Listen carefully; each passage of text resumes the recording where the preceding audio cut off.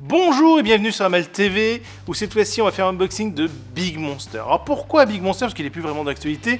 C'est parce qu'en fait on en parle tout le temps. Je me suis aperçu en faisant les vidéos qu'on avait tendance à parler tout le temps de Big Monster. En fait, je sais pas, on arrivait toujours à le ressortir. Apparemment ce jeu, il nous tient à cœur, et pour être plus précis, il me tient à cœur.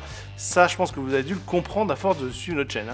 Si vous ne suivez pas notre chaîne, n'hésitez pas à vous abonner et activer la cloche de notification, parce que c'est comme ça que vous pouvez nous soutenir et nous encourager encore à faire ces vidéos, en espérant qu'elles vous plaisent toujours autant. On essaie d'améliorer le format d'ailleurs. Donc Big Monster, je le présente, là voilà, cette boîte là.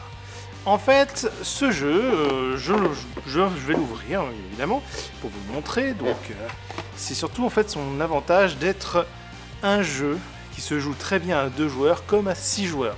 À chaque fois, en fait, il y a des configurations différentes qui sont très intéressantes. À 2 joueurs, on a vraiment le côté duel. On va essayer de traquer un peu ce que l'autre va vouloir prendre. À 4, 5 joueurs, qu'importe. Soit vous jouez en mode coopératif, donc vous jouez ensemble contre les autres joueurs. Donc c'est très intéressant parce qu'en fait, le système de pause va complètement changer et le système d'interaction aussi.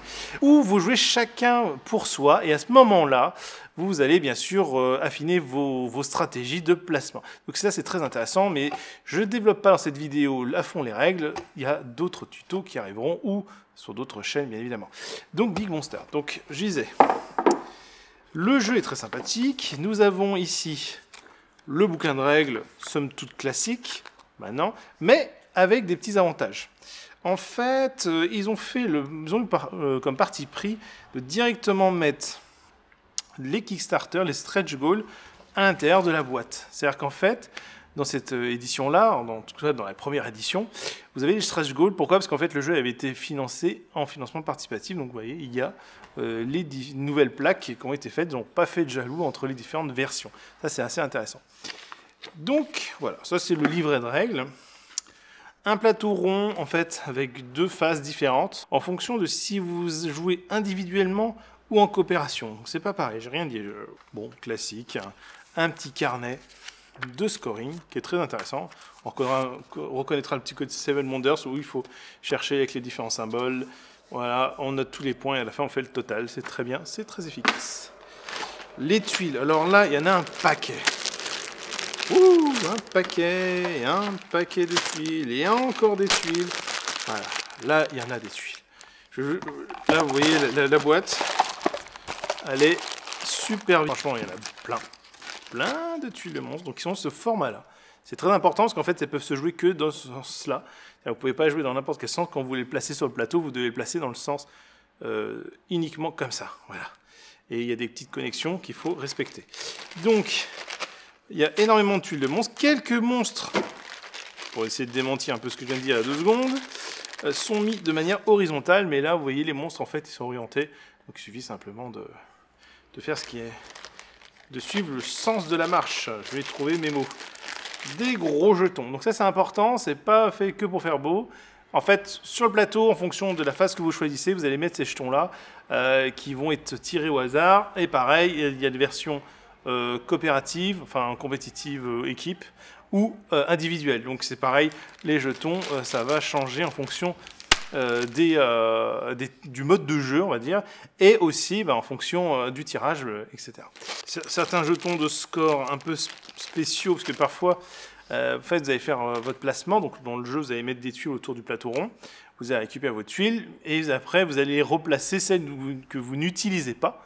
Et en fait, si le dernier se retrouve à devoir remettre devant soi, il perd des points. Donc en fait, ils ont remis un petit jeton, moins 5 points, ce qui est tout à fait logique. Petit truc super important, voilà, ça c'est très important. Donc ça c'est quelque chose qui est fondamental, parce que c'était un peu le défaut du jeu, c'est les mises en place en fonction de individuel, équipe. Après il y a comment gagner des points avec les tuiles, donc c'est rappeler, ça c'est vraiment bien dans tous les sens du terme. Et le rangement des tuiles et des médailles en 5 sachets. En fait ils ont même fait comment ranger votre jeu, donc ça c'est assez sympa. Voilà, et puis ils font un petit setup aussi pour 2 joueurs, là, je viens de voir. Donc une mise en place pour 2 joueurs, mise en place mode individuel et mise en place mode équipe. Le 2 joueurs, c'est vraiment spécifique, c'est vraiment un autre mode de jeu. En fait, vous allez chercher vraiment plus, enfin, c'est plus le mode duel, quoi. On est vraiment en mode duel, donc c'est très intéressant. Donc, les sachets sont fournis avec le jeu. Et là, j'ai oublié de préciser, oui, c'est vrai, il y avait aussi ces gros, les grosses tuiles. Alors, on va essayer de les sortir quand même. On va y arriver. Voilà, les grosses tuiles qui sont là, qui sont en fait nos personnages. Alors, on va tirer chacun un personnage qui va nous donner des pouvoirs, pour être précis, des manières de gagner des points. Et il y a des tuiles qui sont pas utilisées. En fait, on les retourne et ça devient en fait un espace où on va poser les tuiles dont on ne se sert pas chaque tour. Voilà. Sauf au mode de joueur où là, la méthode est complètement différente. Donc ça, j'aimerais bien vous en parler plus longuement en faisant une partie. Ça serait très sympa.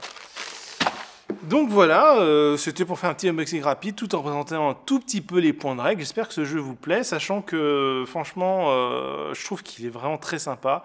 Matériel, manipulation, les modes de jeu différents. J'espère que sincèrement il va continuer, qu'il y aura d'autres extensions qui arrivent, ou des extensions plutôt qui vont arriver. Et je pense que ce jeu mérite d'être vraiment connu. Donc voilà, j'ai fait un petit unboxing alors que le jeu est déjà sorti il y a quand même presque... Voilà, combien de temps? Peut-être un an, peut-être maintenant, hein, peut-être un an. Hein.